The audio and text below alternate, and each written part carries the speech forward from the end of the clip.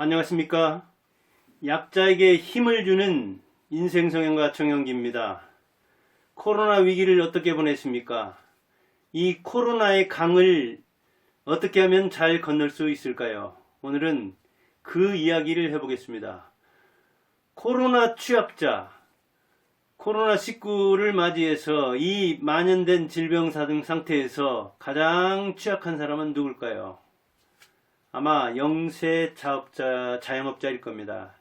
제가 얼마 전에 작년까지만 해도 괜찮게 장사가 되던 붐비던 식당에 갔는데 올해는 정말 비슷한 시간대에 저녁에 갔는데도 썰렁하더라고요. 작년보다 2분의 1, 3분의 1, 5분의 1도 안 된다고 하더라고요. 그러나 어쩔 수 없이 끌어가야죠. 여기는 지금 전라북도 전주입니다. 작년까지만 해도 이렇게 확진자가 많이 나오지 않았는데 지금은 이 전라북도도 마찬가지고 광주나 전남에서도 많은 코로나19 확진자가 나오기 때문에 오미크론이 전라북도에서 시작한 그런 측면도 있죠. 그렇다고 하는 사람도 있는데 아무튼 100명 안팎이 나오면서 이제는 전주도 직격탄을 맞고 있습니다. 이렇게 영세 자영업자 중에서도 대면적으로 이렇게 소비를 해야 되는 음식점, 주점, 노래방 아마 이런 데가 직격탄을 맞고 있을 겁니다. 필수적으로 소비할 것은 아니지만 얼굴과 얼굴은 맞대야 되고 또 감염력이 있다고 생각하는 그런 음식점에는 사람들이 가지를 않는 겁니다. 더군다나 경기도 안 좋다고 하지. 또 겨울 춥지. 그러니 사람들이 음식점을 예전보다 찾지 않기 때문에 이렇게 영세 자영업자, 그 중에서도 유흥 음식점이라든가 음식점을 운영하는 사람이 매우 힘듭니다. 그 중에서도 꼭 설정을 하자면 50대 이혼남이 운영하는 아마 식당, 이렇게 식당을 운영하는 50대 이혼남이 가장 힘들 겁니다. 제가 그냥 설정해 본 겁니다. 거기에 해당되는 사람도 있을 수가 있겠죠. 왜 그러냐? 50대면 벌써 인생의 후반기요, 인생 가을, 즉 뭔가 열매를 따야 할 때입니다. 그런데 사업적으로, 가정적으로 또는 자녀 교육 측면에서 자기가 실패자라고 생각하는데 이 코로나 위기를 맞이해서 가정도 제대로 하나 꾸리지 못했는데 내가 무슨 사업을 하는가? 또 친구들은 잘 나가는데 주식이다, 부동산이다, 아니면 다른 투자로서, 아니면 직장생활 하면서 따박따박 월급을 받고 있는데 나는 거기에 적응하지 못해서 내가 나와서 사업을 하면은 뭔가 한 자리 잡는다고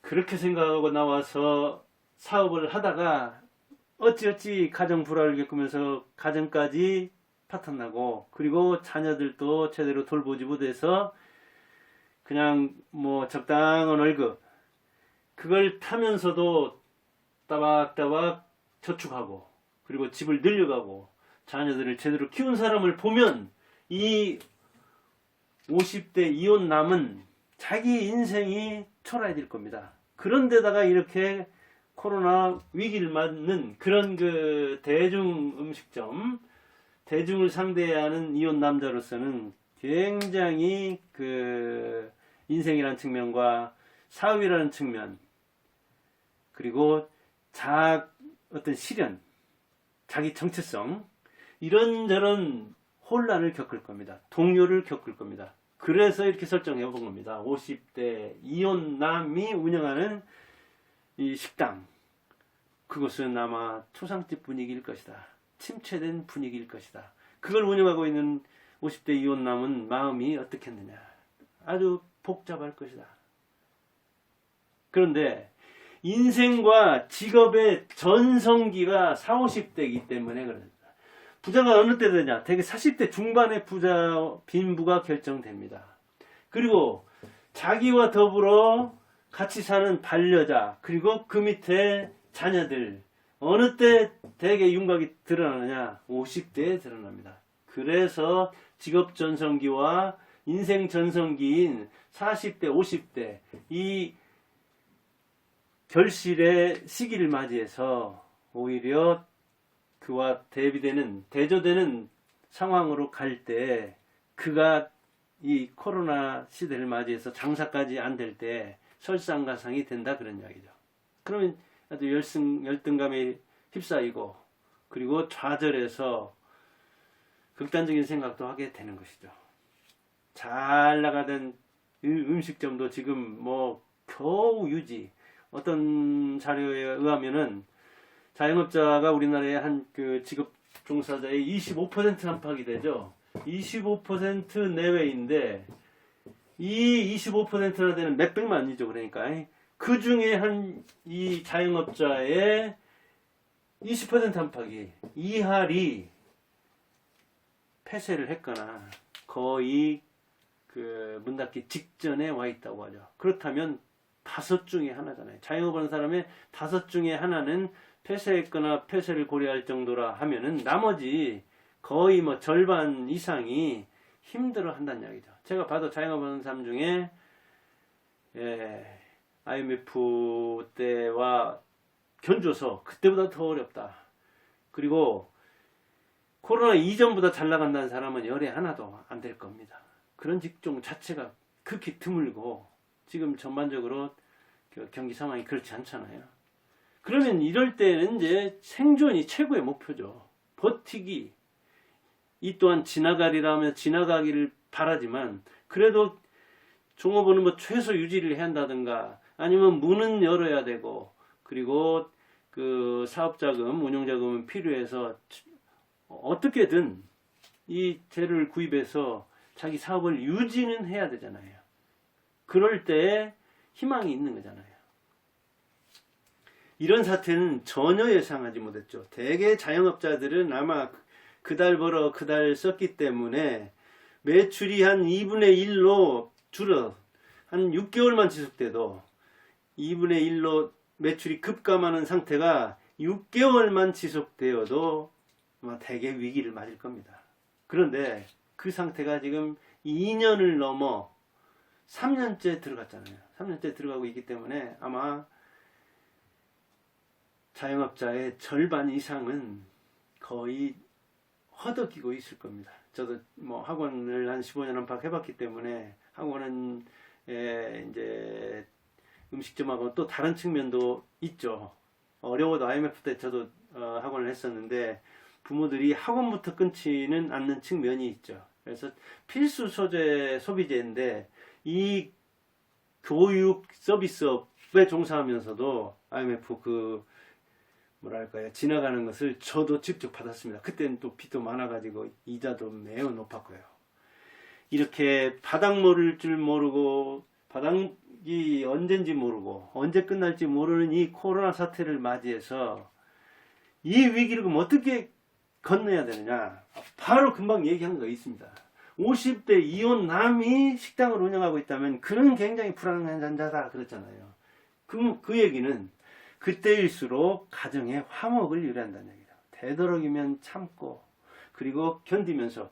김영석 100세 넘어 사는 그 김영석이 100세를 살아보니 하면서 얘기했잖아요. 비전 있는 고생은, 고생을 하더라도 야 이거 벌어서 집 늘리고 애들 키우고 부모 봉양하고 이렇게 비전을 가지고 행복을 꿈꾸면서 고생하는 거 지나고 보니 그게 고생이더라. 꿈 있는 고생, 비전 있는 고생, 그 시기가 행복했더라 하면서 자기 인생을 회고하고 있거든요. 그런 거예요. 50대 이혼남이 되지 말고 50대 좀 뭐랄까요, 성깔도 나고 그리고 마음에도 안 들고 그렇게 몇십 년 같이 살았는데도 이렇게 뜻이 안 이루어졌다 할지라도 그 어려움을 더 견디면, 그때 이 위기의 고생을 같이 한 사람은, 꿈을 가지고 이 고난을 타개하려고 한 사람은 그때 맺어진 그 애착 때문에, 그 애틋함 때문에 헤어질래 헤어질 수 없는 거예요. 또 그때 고생을 겪고 나서 그 다음에 성공해가지고 이렇게 버리는, 이른바 옛날로부터 말하면 조강지처 불화당 그랬죠. 조강지처는 술찌개입니다. 뭐 겨로된, 아주 가난할 때 어렵게 먹고 입고 그렇게 생활하던 그 시기에 처는, 남녀 이제 그때는 뭐 남존 여비 사상이 있어서 그런 건데 내치지 않는다 그런 이야기인데, 요즘 이제 바꿔서 얘기하자면 여성 상위 시대로 같이 고생한 남편은 버리지 않는다, 떠나지 않는다, 그런 얘기죠. 그런데 위기가 오니까, 코로나 위기가 오니까 그래 그러면 그렇지 하고 때는 이때다 하고 헤어진다면, 그렇게 해서 헤어진 이혼남이라 할지라도 어떤 그 자책감도 들고 죄책감도 들고 그러겠죠. 물론 생존력이 여자가 더 많기 때문에 50대 이혼남이 더 뭐랄까요, 불쌍하달까, 더 어떤 그 자기 생존에 주력하지 못한다는 차원에서 그럽니다. 특히 인생 후반기로 갈수록 뭐 그것은 현실이니까요. 그래서 가정이 화목해야 된다는 얘기죠, 우선은. 그리고 비전을 가지고, 이 캄캄한 언제 끝날지 모르는 터널 속이기는 하지만 이 속에서 그래도 이걸 견디는 꿈을 가지고, 이걸 건너가는 꿈을 가지고 한번 하루하루 견뎌보자. 하루가 몇 년 같기는 하지만, 한 달이 몇십 년 같기는 하지만, 이걸 견디면 그 속에 응축된 인생이 모이고, 그 응축된 그 가족의 인생이 3개, 4개 모여있기 때문에 그 접착력, 그 애착력은 누구도 뗄 수 없다는 얘기죠. 그 다음에는 이제 그 가족과 그러니까 함께 해야 된다죠. 불효불급한 것 말고는 하지 말아야 되죠, 이럴 때는. 이럴 때 막 투자를 한다든가, 영끌족처럼 뭐 이른바 뭐 빚 얻어가지고 코인이니 주식이니 이런데 투자를 한다든가, 남들 다 돈 버는데 나만 이 벼락거지가 되는 것 같아가지고 막 급전 얻어서 부동산이든 뭐든 막판에 상투에서 구입하면 그것은 지금 이자는 또 쭉쭉 오르고 있잖아요. 그래서 뭐 예금 이자 보니까 어디서는 뭐 7% 그 특판이 나왔다고 하던데, 그럼 대출 이자는 더 오르는 거죠. 그렇다면은 부담은 커지고, 그걸 견디지 못하는 이 인플레 상황이라든가 그 유동성이, 자금 유동성이 너무 많아서 형성된 이 거품, 이것은 또 언젠가는 꺼지게 돼 있잖아요. 그러면 자산 거품이 꺼지고 이자는 올라간다면 이걸 견디지 못하는 사람은 누군가요? 결국은 가난한 사람이죠. 빈자라고요. 부자들은 오히려 현금을 보유하고 있다가 그렇게 급하게 파는 급매물 같은 걸 또 사서 부자가 되는 수도 있고 있잖아요. 부자가 그냥 부자가 되는 게 아니고, 빈자가, 벼락 빈자가 상대적으로 남 때문에 된다고 하기도 하지만 자기가 자초하는 측면도 많습니다. 그러니까 불효 꼭 필요하지 않고 불급 급하지 않은 것은, 특히 중요하지 않은 것은, 급한 것 치고 중요하지 않은 것이 있습니다. 급한 것보다도 중요한 걸 해야 되잖아요. 그러니까 중요하고 중요하지 않고 급하지 않은 것은 하지 않아야 된다. 그 다음 이제 빚 문제입니다. 우리나라 빚이 너무 많더라고요. 가계부채가 뭐 2,000조다, 정부 부채가 1,000조여 가지고 국민 1인당 2천만 원 갚아야 한다. 가계부채가 2,000이면 어떤가요?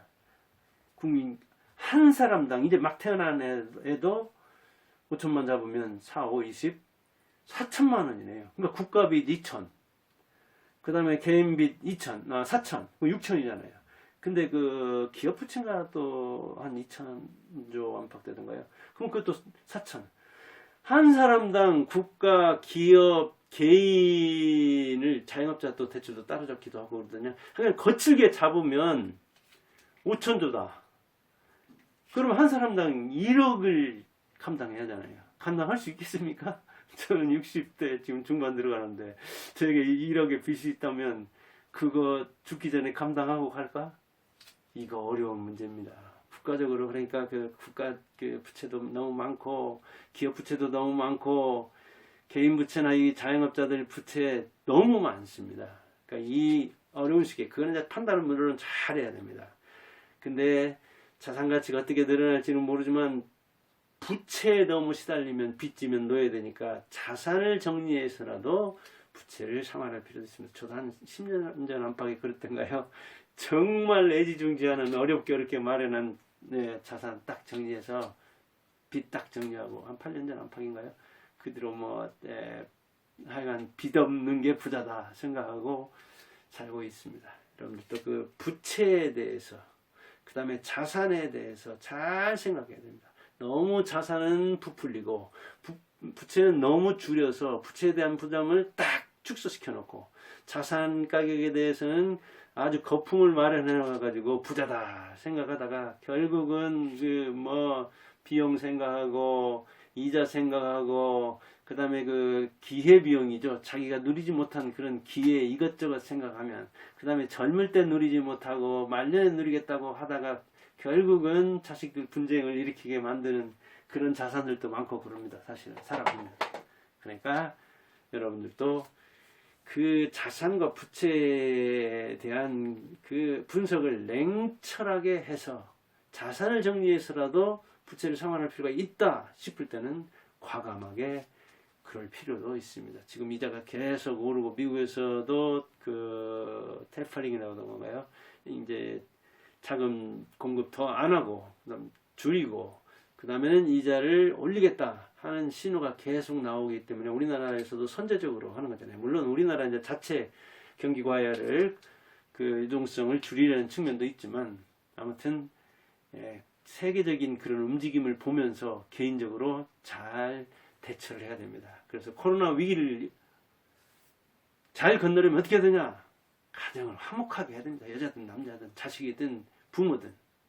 그렇게 해서 이 위기에 결집해서 이 가정의 화목을 도모해 놓으면 그 위기를 건넌 그 추억 때문에 또 다른 위기가 온다 하더라도 가정이 깨지지 않습니다. 그 다음에는 이 경제 상황.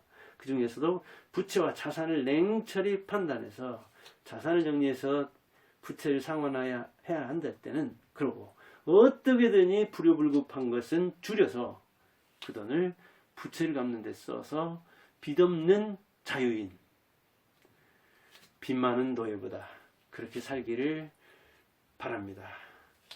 예를 든 거니까 이거 오해 넣기를 바랍니다.